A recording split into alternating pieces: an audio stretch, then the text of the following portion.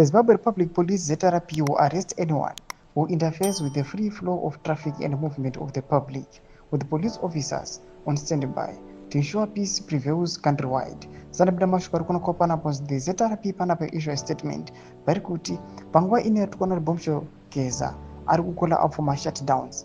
Panapa takaona kuti today and tomorrow and the rest of the days achatevera mutungamiri wenyika yeZimbabwe achiri pakutonga. Panapa vari kuti maforces ZRP forces vachanga varipo kuzobata vese vanachada kukonzeresa chaos. Ndobva subscribe or like on the bell kuti pina panapa news day ndonyora chiti this comes after some cyber terrorists have been inciting Zimbabweans to demonstrate.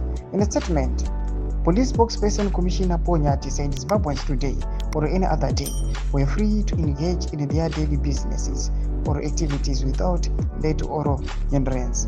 In quote, the Zimbabwe Republic Police is ready to ensure that the public is free to engage in all socio-economic activities without fear, intimidation, threats, or harassment. We urge Zimbabweans to continue with their normal day-to-day lives. The police will be on the ground to ensure that peace prevails and that no one is unlawfully intimidated into any form of violence. Further, Commissioner Yati warned that any individuals attempting to interfere with public order would be met with the full force of the law. In this regard, the police will arrest anyone who interferes with the smooth flow of traffic and movement of the public. Instigators of violence and disruption of normal operation of the economy will be severely dealt with.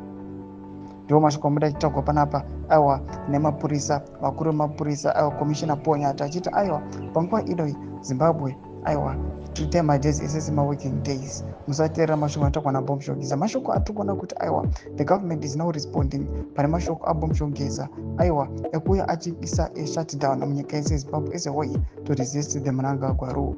Tuze mafunguro enyu muri kunipa musoro pechitwa chipinda comment section medu za mafunguro enyu. So subscribe or like, chat on the bell icon.